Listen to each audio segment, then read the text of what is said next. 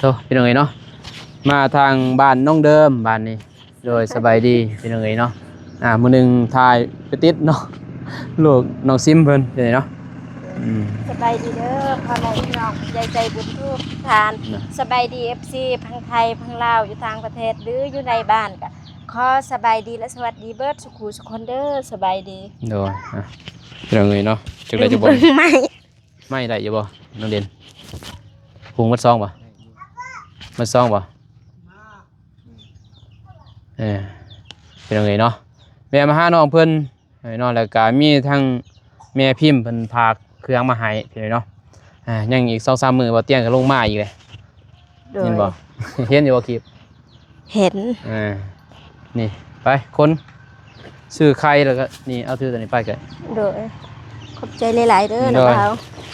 แม่พิมพ์เพิ่นมาเฮ็ดซื้ออยู่ห้านบ่าวนุ่งนี่แหละเอาเบิดบ่หรือเอาโดยเอาไปหมดเลยแม่นหมดแหละโอ้เรียบร้อยเนาะโดยบนประตูนั้นมาห่างแท้เอ้ยเฮ็ดทีก็บ่เนาะประตูนี่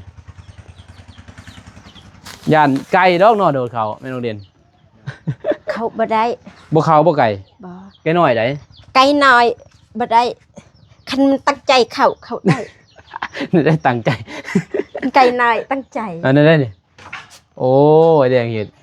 ปลาโตเป็นยังไงปลากะลีนี่เนาะซัมซินังน้องเด่นน้องเดิม2 คนไปเนาะเย็นเนาะนี่น้ำกินน้ำกินในนะโดยคักอีดอกเข้าไปแต่น้องซื้อโอ้สอบเท่าไหร่สิสอบ1-200,000 200,000โดยหมดแล้วจะได้ออกไปโอ้คักแล้วนี่ยังแต่บนนี้เนาะบัดนี้ตอกอยู่นี้จากบ่อตัวนี้จ้ะบ่นี่เรียนเดไปเลยเนาะอันนี้มันสิ มันต่ำโพดไปเนาะไปมีเงินจึงเฮ็ดบนนี้เอาซื้อตู้นะจ้ะบ่โดยมีเงินซื้อตู้ไว้ยังถ้วยบวงไว้ถ้วยบวงตัวน่ะจ้ะบ่โดยแล้วก็ตาตัวนี้ก็บอนไว้เพื่อเป็นนัวเฮ็ดบ่นึงพี่นะเฮ็ดมันจัดสรรมันงามเด้แล้วก็นี่ก็เฮ็ดแนวเกาะจ้ะบ่เจาะแนวเกาะเอานี่แนวกระโพดเป็นจังนี้เนาะเรียบร้อยไอ้แดงเฮ็ดบ่ได้ทาสีแม่นบ่เด้อบ่หาทาดอกเรือนครัวจังก็ดำคือเก่าดังนี่แบบตอนนี้ยังหักไปเพียงเกิดว่ายังคอยอยู่แม่นบ่ยันดำได้ใหม่ๆเลยของใหม่จันดำไปออกนอกเจ้ามาสรุปไปเนาะลมพัดอันนั้นสาดเบิดได้แล้วนั่งเบิดนี่นั่งอีกเลยมีทั้งแม่พิมพ์เด้อโดยเป็นสื่อมีไข่แตะนึงพี่เนาะมีมาบ่มีหันบ่นุ่งเลยเอามียำกินเต็มยำกินคือเราบ่กินยำยำคือแซ่บกันเนาะแล้วก็แล้วก็มีสบู่พี่เนาะให้น้องเดิมน้องเด่นแล้วก็น้ำมันผืดถอดไข่นี่แหละโดยถอดไก่แล้วก็แพบบ้านอื่นว่าแพบเฮาเนาะโดยแต่พังไทยอื่นว่าอีหยังเครื่องซักผ้าบ่ยังสบู่พอกว่าจังผงซักพอกเนาะผงซักพอกแต่เป็นนัวเด้อโดยแล้วก็น้ำปลาพี่น้องเอ้ยสำได้สิกินหลายได้เว้ยเห็นกินมีอยู่กินน้ำปลาคือเบาลงตะกี้มีน้ำปลากระบุ่นแล้วเนาะแล้วก็น้ำปลาน้ำปลา2 อันซื้อพี่น้องเอ้ยเนาะไอ้ทางแม่พิมพ์เพิ่นแหละซื้ออยู่หาดเบานุ่งพุ่นนู้นเพิ่นก็เลยเบานุ่งก็กระเทือนแวะมาเพิ่นก็เลยซื้อหันเลยมามื้อนี้ก็มาสรุปเป็นไงเนาะสรุปรวมเลยแหละบริจุดประสงค์กับผู้ใดนะแบบรวมมาเลยทั้งผู้ใหญ่ทั้งหมดเพิ่นเนาะผู้ละเก๊กผู้ละ100ผู้ละ200 300เฮาก็บ่ฮู้แม่นบ่ผู้ละ400 500หรือว่าผู้ละ1,000 2,000 บาท เนาะทั้งแม่น้องเดิมแม่นบ่ เลย มีหลายเด้แม่นบ่ โดยหลายค แม่ติวแม่อินแม่นั่นพี่จ้าพี่นั่นแม่ไมอินดี้แม่พิมพ์แม่กันแม่เพี้ยนแม่เพี้ยนเนาะ โดย หลายแล้วก็หลายแม่เพิ่นมารวมแล้วก็ FC นำแน่แม่นบ่ โดย 3-4แล้วห้องเรือนครัวนี่เนาะให้น้องเดิมน้องเด่น ใครเข้าเฮือน เห็นบ่ไก่เขาเฮือนแล้ว กันบ่อัดกันนั้นแล้วก็เอาไม้ตีอีกเด้อยินบ่น้องเด่นอีกอันนี้กระบวนดิวมันตั้นเลยนะดิวกันเป็นตั้นนั่นเลยก็เป็นหยังดอกพี่น้องเอ้ยเนาะผู้ที่ทางเบาน่งเนาะรวมทั้งหมดทางเบาน่งนี่ทางแม่พิมพ์เพิ่นโอนมาอยู่ทั้งใหม่มันยินเลยทางแม่พิมพ์เพิ่นโอนมาทางเบาน่งเป็นสะพานบุญเนาะซื้อเล็กซื้อปูนซื้อแล้วก็ดินทรายบล็อกแล้วก็เล็กตะบอกตะปูเนาะรวมทั้งหมดทางเบาน่งหันถึงอยู่23,683 บาทเนาะทางเบาน่งได้นี่เป็นเงินกีบก็ถึงอยู่16 ล้านทางดะบ่าวเด้อ โดย 16 ล้านปลายมาทางเบาพ้นเนาะทางเบาพ้นเพิ่นก็ถึงอยู่เบาพ้น7,000กว่านี่แหละเบานุ่งกับบุจือเพราะในพิมพ์เพิ่นส่งมาให้แต่รวมทั้งหมดมันถึงอยู่39,83 บาทยินบ่ โดย เป็นเงินบาทได้เพียงเนาะเป็นเงินกีบลาวก็30,000กับ36 19 ล้านเด้อ โดย 19 ล้านเพิ่นได้แม่นน้อยเนาะ จักปีฮะ หลาย น้อง ปี กันซื้อรถแต่ว่ารถแบบรถมือสองน้องเด่นได้แล้ว โดย แม่นบ่ โดย สาวปลายล้านเนาะแม่นบ่น้องเด่นสาว18นี่ก็ได้แล้วรถมือสองแม่นบ่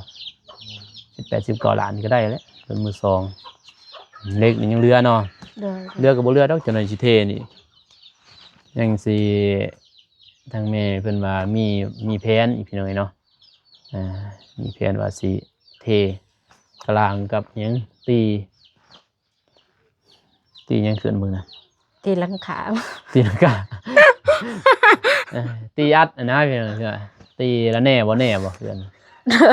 กันขโมยแหละแล้วก็ใส่อยู่ในประหยังประตูเนาะใส่ล็อกเฮ็ดล็อกบางทีน้องเดิมมันสิบ่ได้ยินได้เพิ่นถ้าเพิ่นเฮ็ดคุมบันไดก็สิเฮ็ดอันนั้นนะสมมุติมาเฮ็ดกินอยู่นี่อันโจรเขาเฮือนก็บ่ฮู้อิหยังอันนี้ โดย แต่ว่ามีบ่เงินบ่มีสมมุติมี 2-3,000 เนาะคือ 10,000 แสนหนึ่งหมู่ก็คิดว่ามีเด้พี่น้อยเนาะเพราะว่าเฮ็ดในนี่แหละนี่เห็นมึงเข้ามาซอยแม่นบ่ โดย เป็นสังเป็นวัดบ่ โดย เป็นไข่บ่ได้ไข่บ่ บ่ คือว่าห้อยไข่โอ้ตื่นนั่นคือกว่าใจเชียวเฮ็ดว่าตกใจนุกไอ้หน่อยเป็นไข่เป็นได้บ่ได้ไปบ่นั่น ไปใส่ ทางให้บัดนี้แล้วเลย มืออื่น มื้ออื่นมื้อฮื้อ มื้ออื่นไปแต่มื้ออื่นเพราะว่ามื้อนี้เวทคลำ คลำอีก คลำคนตายมื้อนั้น แต่ว่าคลำแบบไปนอกได้แต่ว่าไปเฮ็ดเวียกบ่ได้นะ เฮ็ดเวียกบ่ได้ โดย แต่ว่าคนอื่นเขามาได้เนาะ โดย แต่ว่าตายดีนะเพียงมันตายบ่ดีแต่ว่าต้อง3มื้อแม่นบ่ โดย 3มื้อหรืออาทิตย์หนึง 3 มื้อ 3 มื้อคลำบ้าน3 มื้อเนาะ โดย เพิ่นว่าแล้วหันหลังจังว่าไปเฮ็ดเวียกได้ปานนี้ โดย มื้ออื่นได้เนาะมื้ออื่น ได้แต่มื้ออื่นได้ ไปแล้วบัดน้องเรียนจ้ะจอยกว่าเก่าแล้ว แม่นมันเรียน ผู้ลงคาย เป็นผู้ลงคอยไก่ได้เนาะ ไก่ไก่ ย่าง บนโพ ผู้นี่บ่ โดย ย่างเอาบ่ ย่าง อ้าทุเอื้อยเพิ่นบ่ไปบ่เอื้อยเพิ่น เอ้ยไผ นี่เอื้อยนี่เอื้อยซิมเจ้ายังบ่ไปบ่เอื้อยซิม ไปคือกัน คือเราบ่ไปทางให้หอยเนาะกินหยังแม่นบ่เฮ็ดได้แม่นบ่ โดย ส่วนเพิ่น มีละทุกสิ่งทุกอย่างเฮาต้องเรื่องข้าวเรื่องน้ำหาเอง แม่นนี่เฮือนก็ได้เด้เฮือนน้องซิมแม่นบ่ โดย มีแต่หาข้าวหันซื้ออยู่ซื้อกินเนาะสิเพราะว่าผู้ใหญ่เพิ่นก็บ่แม่นว่าเพิ่นสิซอยตลอดได้ยินบ่คือแม่เพิ่นนี่แหละเพิ่นก็ซอยได้ซ้ำซอยได้ยินบ่เพิ่นเพิ่นก็บ่ได้ซอยตลอดเพิ่นก็หาเงินคือกันเนาะหาเสากินค่ำคือกันเพิ่นก็สู้ซนเฮาก็ตัวใดแบ่งภาระเพิ่นได้ยินบ่ โดย เพิ่นเฮ็ดเองดอกเพิ่นเบิ่งเฮาเห็นเพิ่นว่าตัวใดมันขาดมันเหลือเพิ่นก็ซอยมันตัวใดเฮาหอยเฮาอยู่ที่อยู่เฮือนมื้อใดอยู่ที่เฮือนบ่ได้แล้วเนาะคือน้องซิมเพิ่นนั่นยังลูกก็ยังน้อยบัดนี้อ้ายคนรอจักไปจักบ่รับจ้างมีว่าเขากินล่ะ เบิดแล้ว หมดแล้ว โดย เพราะเรื่องนี้แฮงบ่มีได้พี่น้องอีเวียงยามนี้ได้แต่นี่แต่เดือน1เดือน2พี่เดือน2ฮอดเดือน4จะบ่มีเวียกเดือน4เดือน5เที่ยวนี้ได้ถ้าปลูกมันเขาก็สิเซาปลูกแล้วเดี๋ยวนี้มันสำปะหลังพี่เพราะว่ามันบ่เป็นเนี่ยมันลายฟ้าลายปีเลยเนาะ โดย มันจืดเลยเด้เขาก็บ่จ้างเขาอีกแม่นบ่คือใหม่ตอนนั้นว่ายาม4เดือน5ยังมีเวียกได้พี่ยามนี้หั่นถ้าเฮาบ่เฮ็ดให้บ่ไปทางให้ทางสวนปลูกข้าวปลูกน้ำนี่เอาแหละสิหาใช้กินบัดป้าแต่เมียกับลูกน้อยอยู่เฮือนเนาะนั่งไห้ได้แม่นบ่ โดย พอบ่าวนุ่งก็บ่ได้ไปเยี่ยมยามน้องซิมเพิ่นเนาะเยี่ยมยามก็ซ้อนลายก็จะหมู่หายเฮาเนาะแม่นบ่หมู่จนเราหายเฮาได้แบบมันยุ่งหยังกับครอบครัวข่อยหายหยังก็บ่หายจังได๋ บ่ให้ ไปบอกแล้วว่าไปได้เฮ็ดเวียกงานนี่เป็นจังไดเนาะเอื้อยน้อยนี่ก็เราก็เลยหมดแล้วเฮือนแต่เราไปหาเขาพี่น้อย โดย ไอ้หน่อยก็สบายแล้วซอยซ้ำซอยได้พี่น้องบ่าวนงจะลองเดิมนี่ก็อันนี้นี่ทางแม่เพิ่นจุดประสงค์ของแม่พิมพ์เนาะทางแม่เพิ่นนั่นแหละอยากเฮ็ดให้น้องเพิ่นตัวนี้ทางบ่าวนงก็จังแวะมาอัปเดตให้แม่เพิ่นเห็นเนาะโดย เพราะแม่เพิ่นลงทุนเด้เห็นว่าซอยเหลือนี่จักหน่อยนี่ก็เฮ็ดตัวนี้กินแล้วเขาเว้น กินแล้วตำปลาโท น้ำปลาทู โดย ได้มาใส่ ไปซื้ออยู่หานอยู่ถึง มีบ่หาเนี่ย มี สบายแล้วเนาะ โดย เทียมีเงินนะเสียเนาะ คันมีเงินนี่แล้วนี่มีเงินมีหมดอาหารเทียนี่สบายอย่างยังมีจกไปเลยพี่น้องเอ้ยเนาะ เงินแม่ให้ใส่ อืม ปีนี้มีแต่ใส่เงินแม่ทุกมื้อนี้ บ่ได้ไปหาเนาะ ใส่เงิน เพิ่นให้ใส่ตอนเฮาบ่ทันมีเฮือนมีแห้งพี่น้องคือเพิ่นเอาให้ใส่ตอนนี้ตอนเจ้าเฮ็ดเฮือนนี่เจ้าบ่ได้ไปใส่เพิ่นก็สิให้ใส่แต่ตอนนั้นเด้อ โดย แต่เฮาก็ต้องดิ้นรนเองนั่นแหละทุกสิ่งทุกอย่างได้หมดเด้ในเฮือนนี่ก็นอนซ้ำสินอนเป็นครัวห้องน้ำนี่เนาะสมบูรณ์แล้วน้ำก็น้ำประปาไผก็มีครบแม่นยังอีกอยู่ได้ได้ผัวบัด หาผู้บ่าวบัดเนาะ โดย น้องเด่นอย่าเผาเมียก่อนให้เอื้อยก่อนใช่ไหม ยังไงเนาะเดี๋ยวแต่น้องเพิ่นดอกตอนนั้นความมักความหัก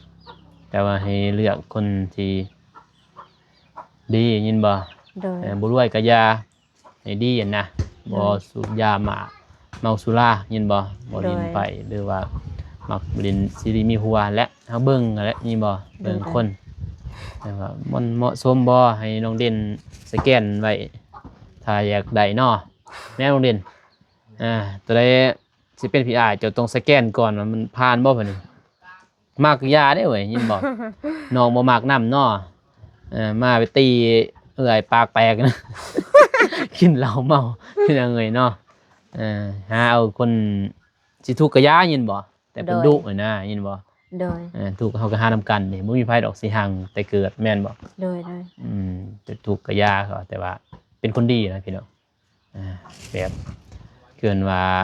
บ่มีการปิดบังกันนะไปไสมาไสเกินสุจริตหมดเกินว่าไปนี่ไปหันบ่ต้องนอกโลกนอกทางแล้วก็กินเหล้าเมาสุราจิตจะบอกจะมาติดเสาแก่เสาพี่น้องเนาะจะหาเอานั้นสิเท่าก็ยานะเว้ยเอามุ้ยไผเอาก็เท่าก็เท่านั่นเนาะน้องเด่นเองเลี้ยง แม่น้องเด่น สองคนเอ้น้องเนาะสิซำใดเลี้ยงกันน้องเด่นเอาเมียก็แต่ผู้หญิงนี่สิดีแน่พี่น้องเนาะสังคมเนี่ยเอาผู้ชายนี่ยากหาคนสิมันปลอดเกินว่าซันเสียติดนั่นแหละแล้วก็เมาสลับสุราพี่เนาะที่สำคัญก็คือมักนอนเว้นนั่นแหละเกินว่าบ่เฮ็ดเวียกเนาะ ไอ้ด่ากันคู่มือเลยไอ้มายังได้ใส่ลงเดิมนะตาปูตาตูบเนี่ย จังซั่นแหละพี่น้องเอ้ยเนาะมีแต่สรุปคร่าวๆเห็นเนาะถึกอยู่ 30,000รวมทั้งหมดทั้งเบาพลนำเห็นเนาะทางเบาพลก็ 7,000 ก็แหละทางแม่เพิ่นพากทางเบาพลเป็นสะพานบุญแน่เห็นเนาะทางเบาน้องแน่นั่นแหละก็มีแต่ให้น้องเดิมเชิญว่าคุ้มขอบใจอีกครั้งเห็นเนาะมื้อนั้นพาวเห็นเนาะเบาน้องก็เพราะว่าสิต่อคลิปที่2เห็นเนาะแต่พาวไปอัดเพลงให้น้องก็ตาไปอัดเพลงให้น้องน้องพรเพิ่นเห็นเนาะเลยว่าพาออกบัดนี้เนาะบ่ได้สรุปแบบน้องเดิมก็ลืมแน่ลืมลาลืมลังเลยแล้วไผก็พาเอาเด้มีแต่ให้น้องเดิมมันขอมุกขอบใจแบบแม่เพิ่นว่าเล่มร่วมนั่นแหละเด้อโดยบ่ได้จุดประสงค์ว่าผู้นั้นผู้นี้เป็นใดน่ะมีแต่ว่ารวมหมดเพราะว่าเพิ่นก็ซอยหมดเด้โดยมีความขอบใจร่วมแล้วก็ยินดีนำน้องและได้ยินบ่โดยได้ระวังได้ไว้หนีบนั่นได้เด้อไม่หนีบขาบ่ได้วากอีกเลยโจ้แม่โจ้ยังอีกนั่งเบิ่งมีแต่โจ้นั่นแหละเด้อเอาผมขอบใจทางแม่เพิ่นก่อนอื่นหมดก็ขอขอบบุญขอบคุณเด้อ ทางแม่ฮักน้องเดิมแม่พิมพ์แม่เพียนแม่เพนแม่กันแม่ติ้วแม่ไมเอ็นดีพี่จ้าแม่ทุกท่านที่สนับสนุนสปอร์ตน้องดื่มโดยมาตลอดขอให้อยู่เย็นเป็นสุขกายสุขใจความเจ็บอย่าได้ความไข่อย่ามีให้หังให้มีโศกให้มานให้ร่ำให้รวยให้แห้งปังให้อายุมันคนยืนตลอดปีตลอดไปเด้อปรารถนาสิ่งใดได้สิ่งนั้นดังสมปรารถนาเด้อสาธุสาธุยังไงเนาะขอบใจหลายๆทั้งบ่าวอนงแล้วก็ไอไซฟอนเหมือนหมดนั่นแหละทีมงานเบิดทุกคนที่ซอยเรือน้องดื่มตลอดมาแหละ FC หมดทุกท่านผู้ใหญ่ใจบุญทุกท่านที่หักแพงอินดูน้องดื่มโดยมาตลอดแล้วก็ส่งให้กำลังใจน้องดื่มโดยมาตลอดขอให้สุขภาพแข็งแรงอย่าเจ็บอย่าจนเด้อปรารถนาสิ่งใดได้สิ่งนั้นดังสมปรารถนาเด้อสาธุสาธุพี่น้องเอ้ยเนาะให้น้องเด่นมาผมขอบใจพอบ่ได้เข้ากล้องเหมือนเนาะเอาได้เรื่องป่วยนี่เนาะขอบใจเพิ่นลองไอ้น้องเจ้ายังไงเนาะสบายดีใจร่วมก็ได้เป็นบ่ดีนั่นแหละโอเคก่อนอื่นก็ขอบใจทางแม่พิมพ์แม่เพียนนะครับแม่ทุกคนแหละพ่อทุกคนพ่อใหญ่ใจบุญและแม่ใหญ่ใจบุญแล้วก็ทางเบาเตียงเบาลี่แล้วก็อานงหรือว่า ทีมงานเราแต่ทุกคนก็ขออวยพรให้สุขภาพแข็งแรงความเจ็บอย่าได้ความไข้อย่ามีปรารถนาสิ่งใดก็ขอให้ได้สิ่งนั้นให้สมดังปรารถนาบ่ว่าสิเฮ็ดเวียกการงานอันใดก็ขอให้ประสบผลสำเร็จอย่าเจ็บอย่าจนไปทางใดก็มีคนฮักคนหอมให้เจริญรุ่งเรืองตลอดปีและตลอดไปเด้อสาธุ โดยสาธุมีแต่นั่นแหละเด้อ โดย ไม่ได้เก็บเมียนไว้ดีๆได้เว้ยรักษาแล้วบัดนี้ โดย เออ เงียบเลยแล้วบัดนี้เนาะเออ มีความสุข เอ้ามันก็แล้วหมดได้บัดนี้เนาะนักเรียนแม่นบ่ โดย มันก็แล้วหมดเรียบร้อยยังไงเนาะโอเคขอบใจน้องเด่นเด้อ โดยขอบใจ เด้ เด้ อ อ นะไม่อ่ะขอบใจหลายใช่ว่าคือว่าเศร้าเฮ็ด YouTube หรือบ่ มันปิดนะ ปิด สร้างได้ โอ้ปิดเลยป่ะเศร้าบ่หรือว่ามันปิดหรือบ่อยากเฮ็ด มันปิดคันบอกอะยังอยากเฮ็ดอยู่ อืม ส่งเขา ยังอยากเฮ็ดบ่ เนาะ เออเพราะว่าเอาบ่ได้ลงคลิปพี่น้อยเนาะแล้วก็มันก็สิปิดแหละแน่นบ่ แม่ เราต้องลงคลิปคือ2บ่าวนุ่ง2ทำห้องก็บ่ได้ลงคลิปพี่น้องแต่อีกเส้นเดียวกันก็บ่เป็นหยังเพราะเฮาได้ลงเด้บ่ได้ก็ลงคลิปช็อตคลิปหยังเอาก็ได้ยินบ่ โดย เพิ่นว่าถ้าบ่มีคลิปแต่บ่อึดดอกน้องเดิมน้องเด่นนี่คลิปพอเป็นดาราในตัวเองเลยเด้ คนดังในตัวเองเลยคือนี้เนาะเอาหยังเขาก็เบิ่งอยู่คอยเว้าคอยว่าแหละมันเพียงเฮาบ่เว้าผิดพลาดหยังเฮาก็ทายกินตำส้มตำแซวเว้าหัวม่วนเสียยุกเสียหยาก็ได้หมดพอได้มีเงินจุนเจือเนาะเนาะถ้าว่าได้หลายบ่ก็บ่หลายเพียงก็สมมุติเดือนหนึงเอา2 ล้านมันก็พอไว้แม่นบ่ โดย ก็ดีกว่าอยู่ซื้อเด้แม่นบ่ดินโทรศัพท์กับเปลืองซื้อเน็ตแม่นบ่นี่ลงคลิปมื้อละ2 คลิปนั่นมื้อก็ยังได้แม่นบ่น้องเด่น โดย ดินโทรศัพท์นี่เน็ตหมดซื้อ นี่ลงแล้วก็ป้าไว้ก็ดินได้โทรศัพท์พอได้ซื้อบัตรนั่นแหละเนาะซื้อบัตรเติมเงินค่าพวกค่าไฟยังได้อยู่เด้